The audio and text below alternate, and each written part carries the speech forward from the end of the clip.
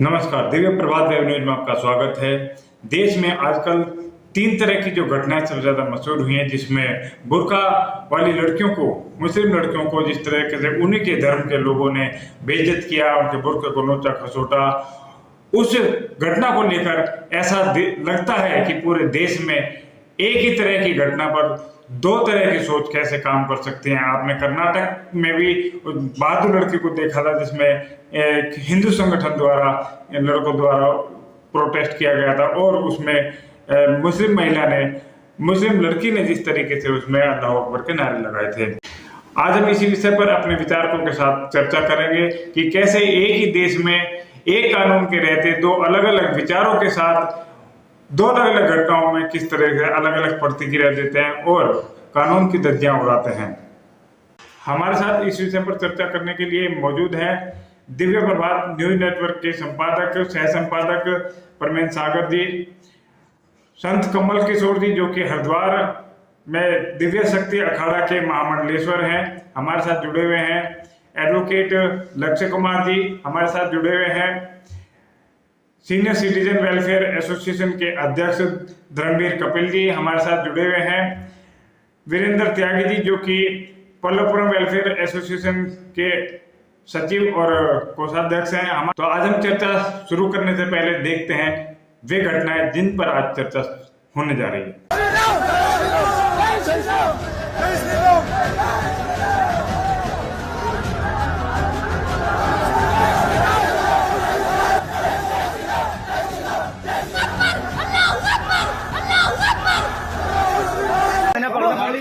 इन्हें पकड़े दोनों को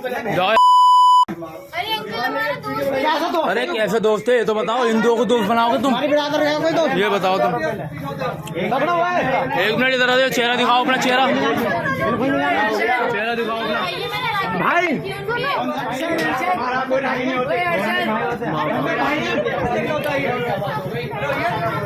क्या नाम है भैया तुम्हारा? क्या नाम है भैया? सिर में चोट लगी। क्या नाम है तुम्हारा? क्या नाम है? बात बताओ, बात तो सुन लो। अबे नाम तो बताओ, कैसे दोस्त हो तुम इसके? नाम बताइए। 1 घंटा हो गया। लड़की का फोटो लिए भैया। भैया मेरी बात तो सुन लोगे ना? भाई लड़की का नाम बताइए, इसका बताइए पहले। फोटो लीजिए। क्या बिरादर से तुम? भैया स्टाफ है।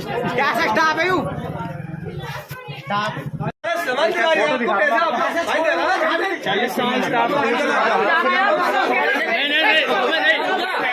सर, भगत सिंह मार्केट की एक वीडियो वायरल हुई थी, क्या पूरा प्रकरण सामने निकल के आया अब तक सर? ये 2 दिन पूर्व थाना कोतवाली क्षेत्र अंतर्गत भगत सिंह मार्केट का एक वीडियो वायरल हुआ था, जिसमें 2 युवती और 1 युवक के साथ कुछ स्थानीय युवकों के द्वारा अभद्रता की गई थी। उक्त वीडियो पर तत्काल संज्ञान लेते हुए थाना कोतवाली पर समुचित धाराओं में अभियोग पंजीकृत किया गया। विवेचना के दौरान यह तथ्य प्रकाश में आया कि वीडियो में दिख रहे युवक और युवतियाँ ये बागपत रोड स्थित एक फैक्ट्री में काम करते हैं और वो उस दिन अपने किसी साथी के बर्थडे के संबंध में कुछ खरीदारी करने भगत सिंह मार्केट आए हुए थे, जहां पर कुछ स्थानीय युवकों द्वारा यह कहकर उनके साथ अभद्रता की गई कि मुस्लिम युवतियां एक हिंदू युवक के साथ घूम रही हैं। अभद्रता करने वाले व्यक्तियों की शिनाख्त कर ली गई है। अब तक कुल 4-5 व्यक्तियों को चिन्हित कर लिया गया है, जिसमें एक व्यक्ति की गिरफ्तारी की जा चुकी है। शीघ्र ही शेष की भी गिरफ्तारी की जाएगी। महाराष्ट्र के संभाजी नगर में सोमवार को 19 साल की लड़की को परेशान करने और उसके साथ मारपीट करने का मामला सामने आया है। सोशल मीडिया पर यह वीडियो भी तेजी से वायरल हो रहा है, जिसमें देखा जा रहा है कि लड़कों का एक ग्रुप सड़क पर एक लड़की का पीछा कर रहा है और उसका फोन खींचने की कोशिश कर रहा है। लड़की बार बार चिल्ला रही है कि पीछा मत करो और मुझे छोड़ो, लेकिन लड़के उससे लगातार पूछ रहे हैं कि किस लड़के के साथ घूम रही थी।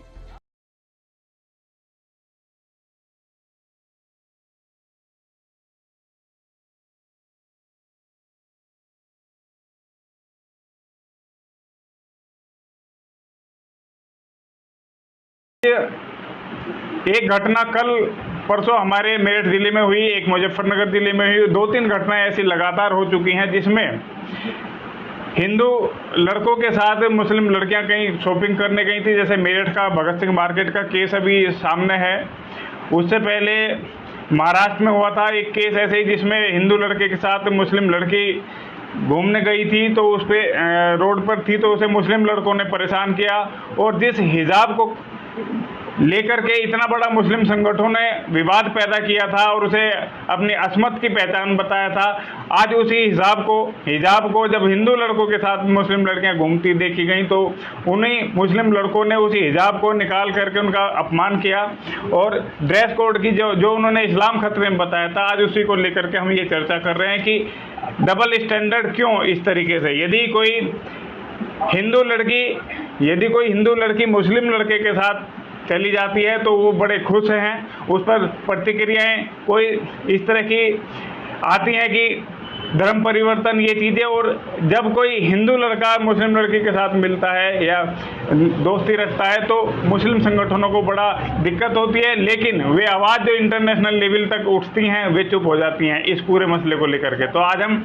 इसी पर चर्चा करेंगे कि आखिर डबल स्टैंडर्ड इस देश के अंदर चलेगा या कानून से चलेंगे या शरीयत से चलेंगे, आखिर कौन सा रास्ता अपनाया जाए जिससे कि देश में शांति और सौहार्द बनाया जा सके। तो मैं सबसे पहले कमल किशोर जी से बात करूंगा कि वो इस पूरे मसले को लेकर के क्या कहते हैं। बहुत बहुत धन्यवाद जी आपका। सबसे पहले तो हम ये कहना चाहेंगे कि आपने साथ ही साथ इसका हल पूछा है जी। हल तो इसका ये है कि जब भारत देश एक है और इसे ये कहा जाता है कि इट इज सेक्युलर कंट्री, और एक देश एक दंड संहिता, एक देश एक शिक्षा संहिता, एक देश एक न्यायिक संहिता और एक देश एक नागरिक संहिता क्यों नहीं? मुसलमानों के लिए अलग है, जी जी, हिंदुओं के लिए अलग है। जब इन दोनों के लिए अलग अलग है तो उनका एक कानून बराबर बराबर चलता है जिसे कहते हैं शरिया कानून। शरिया कानून के मुताबिक वो भी नहीं चलते। क्यों? कि शरिया कानून यहाँ आधा लागू होता, आधा नहीं लागू होता, लेकिन एक समानांतर सरकार वो जरूर चलाते हैं अपनी, क्योंकि तो उन्हें पता है कि यहाँ पर वोट की राजनीति है। इसीलिए हिंदू संत बार बार क्यों मांग करते हैं कि भारत को हिंदू राष्ट्र घोषित कर दो। अगर हिंदू राष्ट्र घोषित कर दिया जाएगा, एक समान संहिता लागू हो जाएगी, यानी उनका कानून अलग हो गए, जबकि भारत का कानून देखो हम तो अपने कानून के हिसाब से चलेंगे, हमारा तो शरिया कानून, वक्फ बोर्ड के कानून है, ताज है, हम तो उसके हिसाब से चलेंगे। जबकि यहाँ की बात कर रहे हैं, डबल स्टैंडर्ड तो होंगे ही होंगे, क्योंकि जहां से ये हिसाब चला यानी सऊदी अरब से, सऊदी अरब में उनकी ही राजकुमारियां अब हिजाब नहीं पहनती हैं, उनके फोटोज रिलीज हो रहे हैं, आप देख रहे हैं, वो नहीं पहनते, वो इन चीजों को छोड़ रहे हैं। लेकिन यहाँ पर कट्टरता वोट की राजनीति है। अगर इनसे वोट का अधिकार लिया जाए, मान लीजिए वोट का अधिकार ले लिया गया, कहा जाएंगे घोषित करने से इनको ये डर है कि वोट का अधिकार चला जाएगा, और इसीलिए जब आदमी कुछ कर नहीं पाता तो इस तरह की हरकतें करता है, और ये हरकतें बड़ी खतरनाक है देश के लिए, देश को तोड़ने के लिए। इसी से केरला स्टोरी में जन्म लेती है जी, है ना। मुस्लिम कट्टरवाद जन्म लेता है, और कट्टरवाद तो बढ़ाया ही जाता है, इसमें तो कोई दो राय है ही नहीं। ये तो कई मुस्लिम उलेमा भी मानते हैं कि हमारे यहाँ कट्टरवाद को ही बढ़ावा दिया जाता है। हिंदू लड़का, आपने कहा हिंदू लड़का अगर किसी मुस्लिम लड़की के साथ चला जाए तो बहुत ज्यादा तकलीफ होती है संगठनों को, मुस्लिम संगठनों को। लेकिन अगर हिंदू लड़की चली जाए तो आपने तो कई बार पोस्टर भी देखे होंगे, पोस्टर भी छपे कि अगर हिंदू ब्राह्मण की लड़की ले आओगे तो 5 लाख रुपया मिलेगा, वैश्य की लड़की ले आओगे तो 3 लाख मिलेगा, दूसरे की लड़की लाओगे तो 2 लाख मिलेगा। यानी पैसा कहाँ से आता है? इतना पैसा कहाँ से आता है इन संगठनों के पास? बाहर से फंडिंग होती है, और ये सारी फंडिंग अब मोदी सरकार धीरे धीरे इनको बंद करती जा रही है। इतने छेद हो चुके इसमें से फंडिंग आ रही थी, एक एक छेद को बंद करने में समय तो लगेगा, और इस समय सरकार को ये चाहिए कि कानून बना दे, एक देश एक दंड संहिता, एक देश एक शिक्षा संहिता, एक देश एक न्याय संहिता, एक देश एक नागरिक संहिता, और एक देश एक धर्म संहिता अगर बन जाए तो इसका हल निकल सकता है। फिर कोई भी इस तरह की बात नहीं कर पाएगा। जी जी, मैं अगला सवाल धर्मेंद्र कपिल जी से लेना चाहूँगा। धर्मेंद्र कपिल जी, जैसे अभी संत मंडलेश्वर जी ने बताया कि जी धर्मवीर कपिल जी, जैसा कि अभी संत मंडलेश्वर जी ने बताया कि कट्टरवाद, हिंदू कट्टरवाद और मुस्लिम कट्टरवाद, तो दोनों आप किस नज़रिए से देखते हैं कि जैसे देश के अंदर दो ही धड़े बढ़ते जा रहे हैं, आप चाहे पॉलिटिकल देख लो चाहे फिर सोशल में देख लो, ये एक चीज साफ दिखाई दे रही है कि दो धड़े बढ़ते चले जाएंगे, एक हिंदू हो जाएंगे, एक मुस्लिम संगठन टाइप बन जाएगा पूरा देश ही, और आगे जो सिचुएशन बनेगी आप उसको कैसे देखते हैं?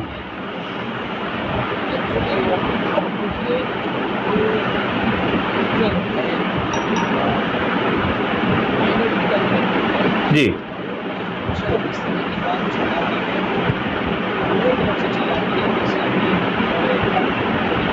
जी, का कहना बिल्कुल सही है कि वो इस तरफ भी परेशान होते हैं और परेशानी का सबब उनका उसके पीछे जो मानसिकता है वो उनका डर है। वहाँ तक अभी ये बात कही गई कि समान नागरिक संहिता हो जानी चाहिए। समान नागरिक संहिता यदि इतनी आसान होती तो मोदी जी अभी तक ऐसे एक आध तो लागू कर चुके हैं। ये कुछ इस तरह के दाव पेच हैं, वकील साहब हमारे किताब जहाँ मौजूद है वो और अच्छी तरह से बता डालेंगे जी। लेकिन मैं एक लेमैन की हैसियत से बताता हूँ कि ये चीज़ें पर्सपेक्टिव देखने से तो लगता है कि ये तत्काल हो जाना चाहिए, लेकिन इनको लागू करना बहुत कठिन है और इसके रिपरकशंस भी हमारे सामने आएंगे।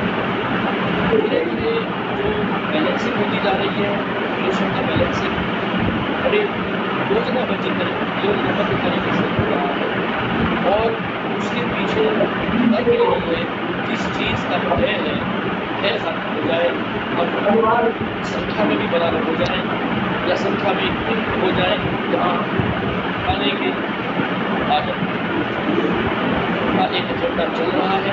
उस एजेंडे को करने का तरीका बिल्कुल कोई योजना हो। और जहाँ तक ये अभी की घटना मेरठ की घटनाओं का जिक्र है जी, मेरठ की ये घटनाएं निश्चित रूप से उनको उसी मानसिकता की तरफ ले जा रही है जिसके तहत उनका एजेंडा चलता है, तो वो सुनते नहीं, तार्किक स्थिति पर कभी बात नहीं करेंगे, केवल वो एक कट्टरता और एक अपनी बात बस उसको लगातार हर आदमी हर फोरम से एक ही बात कहता रहेगा।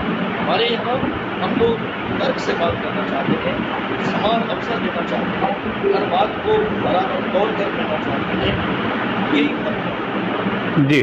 कमल किशोर जी, आप इस बारे में क्या कहेंगे? जैसे वकील साहब ने कहा कि विरोध जरूरी है और इस तरह की घटनाएं लगातार आगे बढ़ेंगी, और उस मानसिकता के बारे में आप क्या कहेंगे जिसमें लगातार डबल स्टैंडर्ड चल रहा है?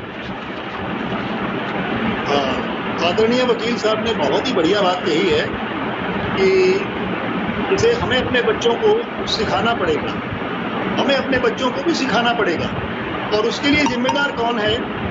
मैं अपने आप को भी मानता हूँ एक धर्मगुरु होने के नाते कि हम अपने बच्चों को वो शिक्षा नहीं दे पाए जो मुसलमानों के धर्मगुरु उनके बच्चों को देते हैं और बचपन से ही बढ़ाते हैं। ये दोष हमारा है, हम भगवा वालों का दोष है कि हम आजकल रासलीलाओं में डूबे हुए हैं। चलो भागवत कथा हो रही है तो रासलीला हो रही, नाच गाने में डूबे हुए हैं, हमें उसमें नहीं पढ़ना है और हमें अपने बच्चों को शिक्षित करना है, संस्कारवान बनाना है, उन्हें समझाना है कि हमारा धर्म सबसे श्रेष्ठ है, किस तरह से श्रेष्ठ है वो भी बताना है, तभी हम ये काम कर पाएंगे। पहली बात।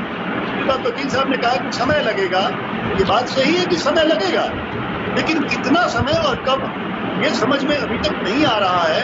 कारण क्या है कि अब तो मेजॉरिटी आ चुकी है। जब मेजॉरिटी आ गई है तो अगर हर महीने भी एक कानून पास किया जाए तो 10 कानून पास कर दिए जाए तो भारतवर्ष का बिल्कुल ही बेड़ा पार हो जाएगा। लेकिन वोट की राजनीति ऐसा नहीं होने देती है। इस समय मेजॉरिटी आ चुकी है तो सबसे पहले तो एक नागरिक यानी पूरे भारतवर्ष में एक नागरिक संहिता लागू हो जानी चाहिए, चार्टर लागू हो जाना चाहिए, लेकिन अभी तक नहीं हो पाया है। और मजे की बात यह कि धर्म का भी यही हाल है, धर्म का भी यही हाल है। धर्म के बराबर जो समानांतर सरकारें इनकी चलती हैं, जैसे मैं आपको पिछली डिबेट में भी मैंने ये बात कही थी कि एक वक्फ बोर्ड है, वक्फ बोर्ड समानांतर एक अपनी सरकार चलाता है, जिस जमीन को चाहे उसको हथिया लेता है, जब चाहे धर्मांतरण करा देता है, सुप्रीम कोर्ट तक उसकी कोई अपील ही नहीं है। वक्फ बोर्ड में अपील करनी पड़ती है जाकर, और वक्फ बोर्ड क्या कहता है कि हम साथ के साथ जो बैठे हैं अंदर, तो मुसलमान बैठे हैं, तो बताइए दिल्ली को अगर हम दूध की रखवाली या मलाई की रखवाली पे बिठा देंगे तो कैबिनेट फैसला देगी। जी जी जी। अच्छा, अभी हाई कोर्ट को मस्जिद हटाने के लिए सुप्रीम कोर्ट में जाना पड़ा और सुप्रीम कोर्ट ने ये कहा कि ये मस्जिद को हटा के आप बाहर ले जाइए, लेकिन तब भी वो जाने को तैयार नहीं है। वो कहते नहीं, हमारी जमीन है। वक्फ बोर्ड की जमीन 8 लाख एकड़ हो गई, 13 साल में दुगनी हो गई। और जिसकी भी जमीन उन्होंने हथिया ली, गरीब आदमी की हथिया ली, तो गरीब आदमी क्या कहेगा? ठीक है भाई, मैं इस्लाम ग्रहण कर लेता हूँ, आप मेरी जमीन को छोड़ दो, मेरे जीने का साधन तो छोड़ दो। ये सारी चीजें करने के लिए सरकार सक्षम है, लोकसभा में भी, राज्यसभा में भी। अगर हर महीने भी एक कानून बदला जाए तो बड़े आराम से ये सारी बातें हो सकती हैं। और ये सारी जो घटनाएं घट रही हैं, अभी इन्होंने धारा, मुझे पता चला है कि धारा 295 के अंतर्गत कर दिया है, मुकदमा कर दिया, जिसमें 3 साल की सजा भी हो सकती है। सवाल ये है कि क्या कोई उसकी इशारा किया, किसी धर्म के प्रति कुछ कहा, उसको इन्वेस्टिगेट, ऑफिसर को इन्वेस्टिगेट करना चाहिए। या किसी ने लिख कर, बोल कर, मौखिक रूप से या कोई प्रदर्शन करके कुछ इस तरह की बात कही, धर्म के विरुद्ध बात कही, जो मुकदमे दर्ज होंगे। जी जी जी। अच्छा, सारी की सारी शर्म छोड़नी चाहिए। जी जी। जी, हमें आप इसके मूल में जाइए। हम अपने बच्चों को, आप ईमानदारी से बताएं, हिंदू धर्म में क्या नियमित रूप से, जिस तरह से मुस्लिम धर्म में नियमित रूप से रोजा भी रखता है, वो नमाज भी पढ़ता है, फ्राइडे की कंपल्सरी नमाज पढ़ता है, और फ्राइडे में उनकी जो शिक्षा की जाती है, क्या हम ईमानदारी से बताएं कि अपने परिवार को, अपने बच्चों को ईमानदारी से दिखा के क्या कोई नहा धो करके पूजा कराते हैं?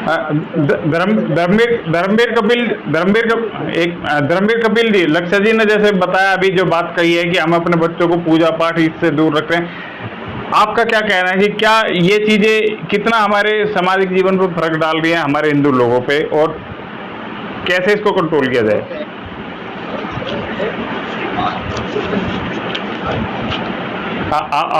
जी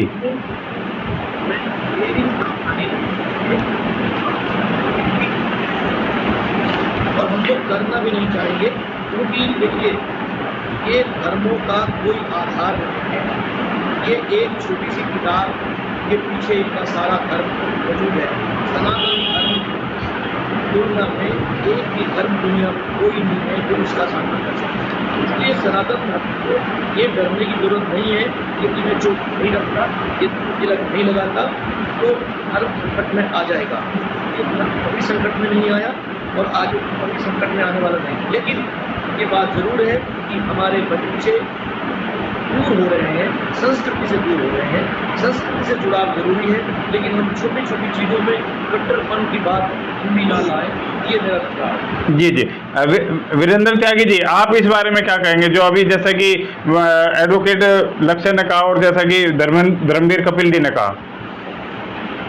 देखो भाई साहब, मैं सहमत हूँ इन बातों से, लेकिन एक बात मैं कहना चाहूँगा, इतने हिंदू आपस में जाति में बटे रहेंगे, इतने कोई समस्या हल नहीं हो सकती।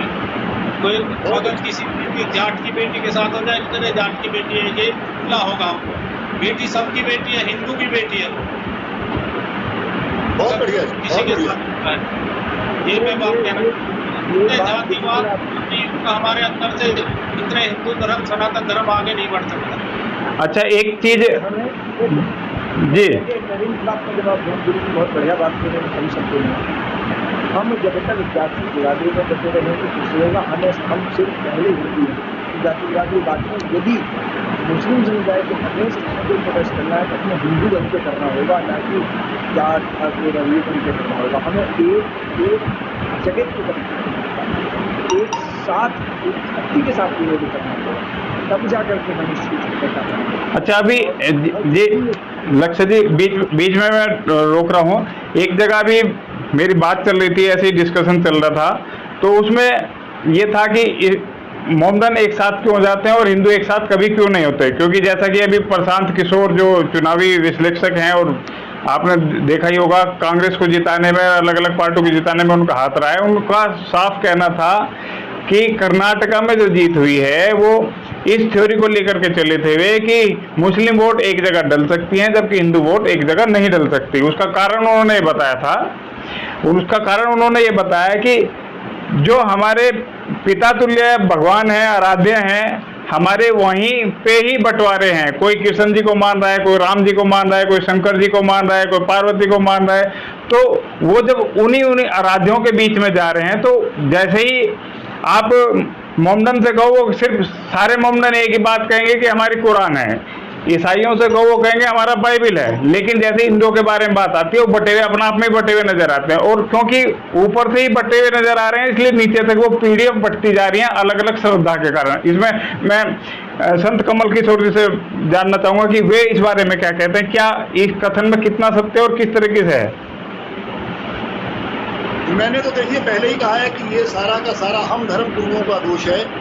हम स्वीकार करते हैं कि ये हमारी गलती है सारे धर्म गुरुओं की, जो घरों में सोए बैठे हैं और सही ढंग से धर्म की शिक्षा नहीं दे रहे। स्वीकार करते हैं हम इस बात को।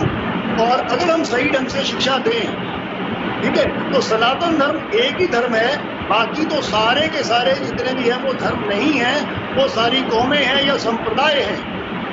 मुस्लिम भी एक संप्रदाय है, मुस्लिम कोई धर्म नहीं है। सिख भी एक संप्रदाय है, वो भी धर्म नहीं है। जैन भी संप्रदाय है, इनमें लिखा है, इनकी किताब में लिखा है कि संप्रदाय है ये। तो जब ये संप्रदाय है तो धर्म तो एक ही है। धर्म का मतलब ये होता है धारण करना, अच्छे गुणों को धारण करना। ये हमारी कमी है कि हमारे बच्चे, हमारे संस्कारी बच्चे, वो नहीं जाते हैं मंदिर में। बात अभी कही गई है कि मंदिर में नहीं जाते हैं, या माथा नहीं टेकते हैं, या हम अलग अलग, आपने नहीं कहा कि हम अलग अलग देवी देवताओं को मानते हैं। लेकिन ग्रंथों में तो यही दिया है कि एक भगवान शिव है, बाकी सब उसके रूप हैं। तो हम ये समझाने में नाकामयाब हुए हैं। अब हमें समझाना होगा। सारे धर्म को बाहर निकले हुए हैं। आपने देखा होगा कि हमारे 4 पीठों में से 3 शंकराचार्य जी, स्वामी निष्कलानंद जी, शंकराचार्य जी बाहर हैं इस समय। अभी मुक्तेश्वरानंद जी जो अभी अभी बने हैं ज्योतिर्मठ के, वो भी बाहर निकले हुए हैं, सड़कों पे निकले हुए हैं, गली गली मोहल्ला मोहल्ला घूम रहे हैं। और तीसरे स्वामी सदानंद जी महाराज जो द्वारका पीठ के हैं, ये तीनों जगत गुरु शंकराचार्य इस समय सड़कों पे आ गए हैं, घर घर जा रहे हैं, पूरे भारत की यात्रा कर रहे हैं। हम भी कर रहे हैं और हम जगा के ही छोड़ेंगे। अपने हिंदू धर्म को एक करके छोड़ेंगे। जातियों को हटा दिया गया है। आप देखें, तीनों शंकराचार्य ने जातियों को बिल्कुल हटा दिया। उनका जातियों को मत मानो। आ रहा हूँ धर्मवीर कपिल जी, आ रहा हूँ आपके पास। किया है तो हम धर्म के नीचे हैं। हमको उन्होंने निर्देश दिया है कि आप भी घर घर जाकर सब हिंदुओं को संगठित करो। एक भारत, अखंड भारत, हिंदू राष्ट्र बनवाना है। धर्मवीर कपिल जी, आप कुछ कहना चाह रहे हैं? संतों से, अखंड गुरुओं से और हमारे आवाज डिस्टर्ब हो गई धर्मवीर कपिल जी। आवाज डिस्टर्ब है।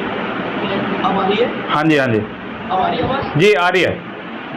मैं ये पूछना चाहता हूँ, अभी थोड़ा गौर कीजिए कि कोई खास सामने एक आदमी है, सारी ऐसी खाने छुट्टी है जैसे कोई की परेड हो रही हो।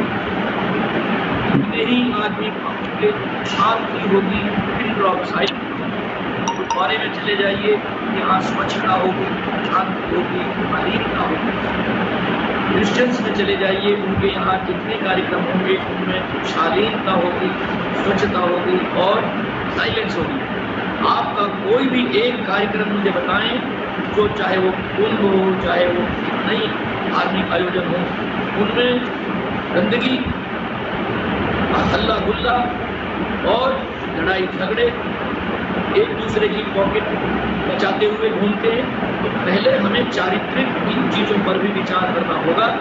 कि अब मैं बात करूं परमेन सागर जी से, जैसे कि सारे हमारे वक्ताओं के आपने वक्तव्य सुने और किस कंक्लूजन पे पहुंचते हैं कि एक धर्म, एक देश में एक कानून चलना चाहिए, या किस तरह की चीजें आपने सभी वक्ताओं को सुना। आप अपना क्या विचार है कुछ पूरे परिदृश्य को लेकर के?